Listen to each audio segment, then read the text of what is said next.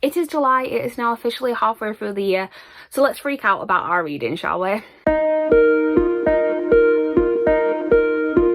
Hi everyone, my name is Chloe, welcome back to my channel. Thank you for being here today. Today's video is going to be the mid-year book freakout tag. You have all seen this going around BookTube for the last month. It happens every year. It seems like every creator has to do this video. It's like a rite of passage. It is now, as I said, the beginning of July, which means that we are officially halfway through the year. Once we've got past June, it's a halfway point. I have to do this video. So without further ado, I'm going to answer some questions about how my reading has gone so far this year and a couple of things about how it's going to look for the rest of the year. I'm actually not freaking out about my reading this year though, which I think I said at the beginning of last year's video as well. Like, I've been having some pretty good reading years, so I'm feeling fine. But yeah, let's still have a little bit of a freak out.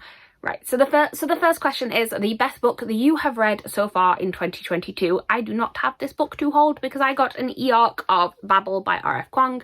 This book is actually due out in September in the UK. I think it's August in the US. But it's a dark academia story also in Oxford. It is all about colonialism and language and linguistics, and it has a magic system that is based around silverwork and also language alongside that. And it's basically about the main character trying to kind of reconcile where he is at with being part of this university and the upbringing that he has had, and then also where he comes from and the way that him and other people like himself are treated, looking at kind of the deeper themes of colonialism throughout it. And I loved this book so much. It left me with so much to think about throughout it. I really want to reread it because I think there's so much stuff that I'd maybe missed. I think it's one of the first books that I read where I'm like, I want to go through and tab this after, because I've never tabbed a book before, but there are so many things in this that I just want to like make notes to myself to look into this further, because there were definitely bits of it that went over my head. But I love books like that where it's things where then I can go and read up on it afterwards, because it just, the nerd in me who loves to learn is so excited about a lot of the stuff in it. There's footnotes throughout it explaining a lot to do with like linguistics, language, and then also Oxford and the history of Oxford and the history just in general throughout it as well. And it's all that stuff I want to look into more. And then also obviously there are the heavier conversations of colonialism in there as well, which leaves me feeling like there's still so much I need to learn about my own country as well, because we are definitely not taught a lot of things that happened in our school system. And yeah, there's just so much about this book that worked so well for me and what I like as a reader. So definitely Babel by R.F. Kuang. Also, I do want to say, because I know that there is some debate about the pronunciation of this book, I am going to say Babel. I know that the UK pronunciation of the word is Babel, and I know that the US version is Babel, and obviously that is why the author pronounces it as Babel, because she is from the US. But I will say there is like a nickname within this book of babblers, as in babbling, as in language to babble, like to talk. Kind of the thing that I do a lot when I talk is babble at people, and it makes more sense within the context of the book to say Babel than it does to say Babel. So just want to throw it out there. If you tell me I'm pronouncing it wrong, I kind of am, but also I'm not. Okay, so question number 2 is, what is the best sequel that you have read this year? I don't have one definitive answer for this. I've just looked through my reading spreadsheet. I've not prepared for this video at all, but I just looked through my reading spreadsheet and I've not actually read that many sequels, which is fairly understandable. I'm not great at reading sequels.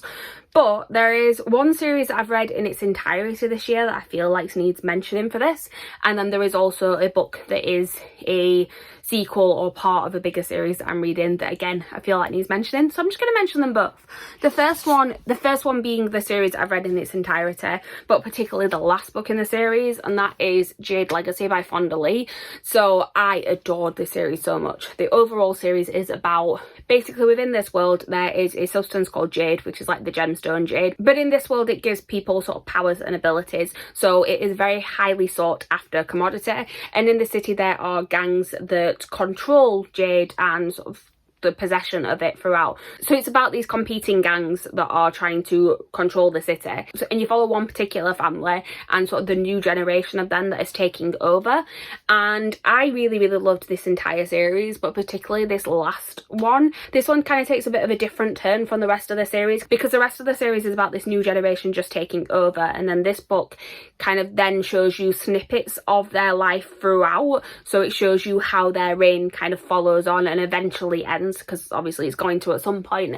And I really loved the characters. I really loved kind of seeing the overall story of them in this, and it was just such a well done finale to a story that I couldn't not include it in this question. because like I said, this entire series is one of my favourite things I've read this year, but particularly this ending, like it did the entire series justice, and it just made for it being a really, really great reading experience as a whole. I read the entire series in a week, and I'm very happy it had a very satisfying conclusion, because if it wouldn't have, I think I would have been broken a little bit, because I love this series so much, and now I want to reread them. This is the danger of me talking about books that I like, is that every single time I want to reread them. This is the third video I filmed in a row today, and every single time I've said I want to reread a book.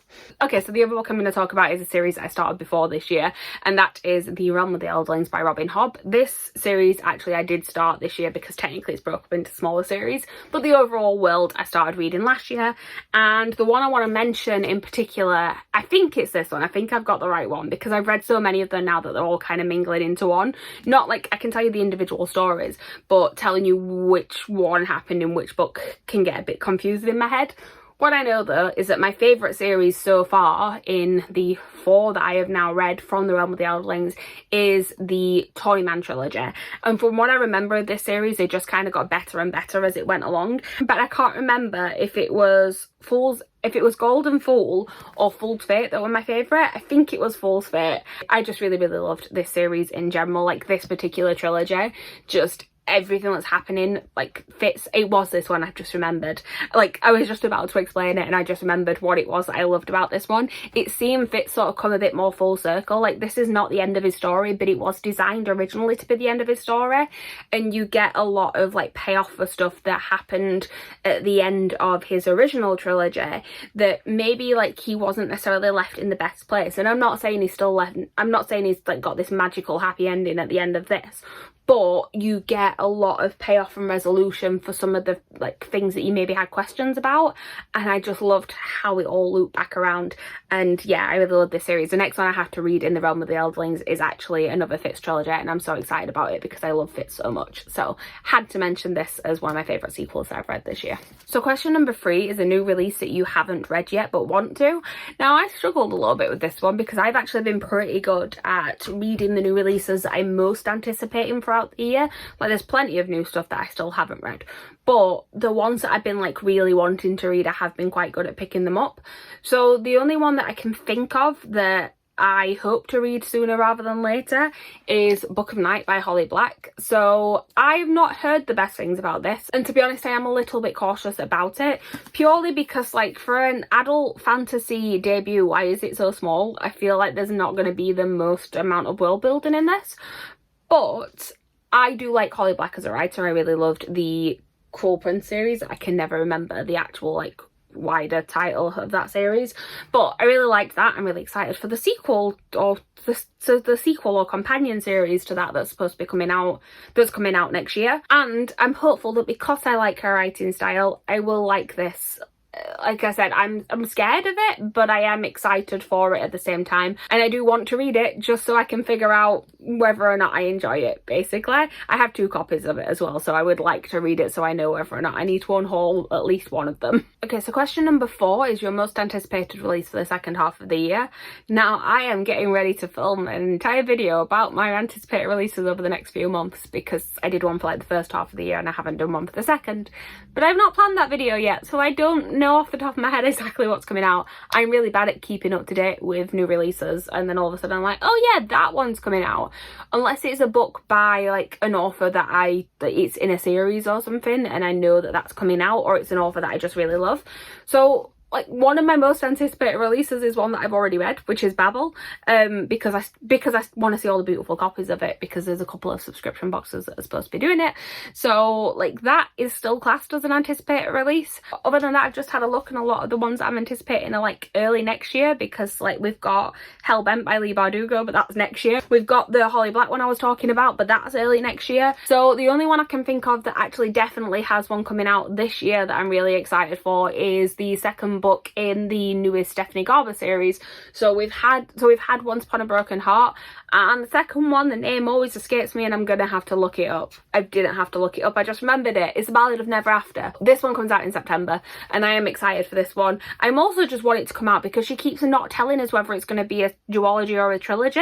I think it's probably going to be a trilogy, but she said you'll have to read it to find out whether or not which one it's going to be, and that just irritates me. Just tell me if I need to be emotionally prepared for an ending or if I'm going to be emotionally prepared for a middle book syndrome type situation. I just would prefer to know. I'm hoping that like somebody has said, like, before I read it, like they've just announced whether or not it's a duology or a trilogy. But yeah, I really enjoyed the first one in that series. I really enjoyed the Caraval series, so I am looking forward to that one coming out. I think that is the next one that I can think of. I've just thought of something else though. Let me see when it comes out, because release dates, that's what I'm not good with. I know people have generally got books coming out, but I don't know the release dates of a lot of things. Okay, yeah, actually this one does come out this year. The First to Die at the End by Adam Silvera. So obviously They Both Die at the End has got particularly big over the last like couple of years because of TikTok, which I do enjoy that book. I definitely do. Adam Silvera is one of my favourite authors. It's not actually my favourite of his books, but I am happy that because he's getting successful on things like TikTok, we're getting like more releases from him. We're getting another couple of books in the Deathcast universe, and then hopefully eventually he'll write something new as well. I mean, he still needs to finish the Infinity Cycle, but we'll not talk about that one. But yeah, The First to Die at the End, which is a prequel to They Both Die at the End, comes out in October, so that is another one that I'm excited for. Question number 5 is biggest disappointment. I do not have this one to hold up because I've already unhauled it. First, before I say what this is, let me just preface this by saying the biggest disappointment for me is not my least favourite book of the year. Like, there are other books that I have disliked more than this, but didn't disappoint me as much because I didn't have as high hopes for them. Like, something's going to disappoint me more if I really think I'm going to like it and then it's like meh, as opposed to something that like I'm unsure if I'm going to like it and then it's bad. So that being said, this is a book that was just a bit meh for me and I really thought I was going to love it, although I don't know why, because there was evidence to say that I was likely not going to love it. This book is $10,000 of January by Alex E. Harrow. I am very sorry. I'm just going to say straight away, I'm very sorry to Meg that I did not like this book. I didn't particularly love Once and Future Witches, and I figured out it's probably just something to do with the writing style, which is strange because Alex E. Harrow does sort of this beautiful writing style, which is normally what I like. But when I went into Once and Future Witches, like, I'd heard some people saying that it wasn't witchy enough. I'd heard some people saying that it didn't have enough suffragettes. For me, that one just didn't have enough of either. Like, the balance was off somewhere, but I don't quite know where. With $10,000 of January, I thought, okay, well, I like the writing style, so hopefully just a different story, I'll be fine. And then it turns out that no, like, the actual writing style is in the words that were chosen, and the sentence composition I'm fine with, but if the writing style is in like the actual construction of the story that I don't like, it just didn't work for me. I couldn't figure out what was happening, and to be honest, I didn't care enough to figure out what was happening. I'm very sorry. And yeah, it upset me because I really thought I was gonna love this book and then I just didn't, which, yeah. I'm gonna move on because I don't like talking about disappointing books. The next question is biggest surprise. I have 2 answers for this one yet again. But the first one being Nevermore, The Trials of Morrigan Crow by Jessica Townsend. I went into this one hoping I would love it, but I wasn't expecting how much I loved it because I'm not a massive middle grade reader. And yeah, I went into it thinking, okay, it's one I've heard good things about, it should be a fun time. But it was a 5-star read and I really loved this book. I also really enjoyed the audiobook of it as well. And yeah, I think it was just the sheer amount of how much I loved it that surprised me. Like, I've now read, I've like to the point where I've read the sequel within 2 months of reading this one, which is very much unlike me. I also have got the 3rd one as well, which I think I'm going to read soon as well. So yeah, just the how much I actually love this book is the surprising part of it. Not that I liked it at all, but just how much. And then the other one that I need to talk about is what I'm surprised by, because this book had a glow up in terms of my ratings for it, because I read it a few years ago. Well, actually not even a few years ago, like when it was first published. So that was in like 2015, so it's been a while now. But when I first read this book, I gave it like 2 stars, I maybe even 1. I just did not enjoy it, which is strange because it's sci-fi mixed media, which sounds fantastic, and for some reason I just did not gel with it. And then since then I've read a lot of books by one of these authors and decided, you know what, I'm just going to try and reread it. If I don't like it, it's just that this series isn't for me. And now this series is a 5-star series. It's Illuminated by Amy Kaufman and Jay Kristoff. Said I I read the entirety of this series in a week this year, and yeah, absolutely adored it. So very, very happy that I gave it a second chance, and surprised with how much it jumped up in my ratings, because yeah, the glow up is real with my star ratings for this book. So question number 7 is favourite new author. This can be a debut or it can be a new to you author. This is for me definitely a new to you author question, because my answer for this is Madeline Miller. I have read 2.5 Madeline Miller books this year. I read 2 and then I've read a short story as well. I've read Song of Achilles, I've read Circe, and I've read Galatea. So obviously all the Greek myth retellings, which to be honest I didn't know that I would love like Greek myth retellings done this way as much as I actually have, because whenever I've read retellings before, it's been like a retelling as in a modern day reinterpretation of something, not just like a story set in the same time but maybe written from a different person's point of view, or just rewritten from a different lens. And that's what these ones are. So Song of Achilles is more focused on the story of Achilles and Patroclus from the Iliad, as opposed to like the greater storyline of it. And then we have Circe, which is Circe's storyline, and she interacts with lots of other stories throughout from various parts of Greek mythology. And then Galatea is more of the other version where it is actually a reimagining of it, but that is based on the Pygmalion myth. And I have loved every single one of these I've read. I just really love her writing style. It's a lot easier to read than I expected it to be. In my head, I think because they were Greek myths and they were set during like ancient Greek times, I had built it up to be something that was going to be a lot scarier and harder to read, and they're not. She has a beautiful way with words that is really easy to fall into, and this one in particular, the reason I'm holding this one up is I adored this book. I said Babel was my favourite book this year. This is a very, very close second, and yeah, Madeline Miller is now definitely a favourite author. So all I can say for this question, really. Question number 8 is one that I hated answering last year, and I'm going to hate answering it this year because it's newest fictional crush. And once again, I have kind of no one to answer for this because, yeah, generally I don't tend to develop that many crushes when I'm reading books. So, yeah. Like, there's definitely, like, couples that I've really liked and things like that, but there's not, like, any one particular person that I'm like, they are my new fictional crush. So we're just going to swiftly move on from this question. So the next question is your new favourite character. I just looked for everything that I've read this year, and I was finding it kind of hard to think of like a particular character. There's definitely characters in like the Greenbone saga that I could talk about. I loved Patroclus in Song of Achilles. Like, there are characters that I could point out, but I was just like, who is my new like favourite character? And I couldn't think of anyone. And then I remembered that I read this book, and to be honest, both of the main characters in this I adore with my whole heart, and I can't wait for the sequel to come out, and that is A Song for the Wild Bull. Oh, so we've got Dex and we've got Mosscap in this, and I love them both so much. This is like a cozy sci-fi type book, and it's a novella. It's really, really short, and I adored this, and I do need to reread it before Prayer for the Crown Shy, I think is the second one. I keep forgetting the name of it, but I'm pretty sure that's what it is. And yeah, both of the characters in this are characters I absolutely adored, so I'm gonna go with that. Okay, question number 10 is a book that made you cry. It takes a lot for me to cry reading books, but there are a couple this year that have done it. I've already spoke about one of them. It is Song of Achilles by Madeline Miller. I knew what this story was. I knew what the ending was, and I still cried. That's all I'm going to say. Greek myths generally are upsetting. Like, they are mostly tragedies. So we knew it was going to be upsetting, but I still cried. That, yeah, not much else to say about that. And then the other one is, again, one that I kind of knew was going to be upsetting going into it. And also the thing with this one is that you know what the upsetting thing is from the very beginning of this book, because it is so foreshadowed. But when it happens, it's just not how you expected it to happen, and even if you were expecting it to happen, it's still just so heartbreaking because of the way it's handled.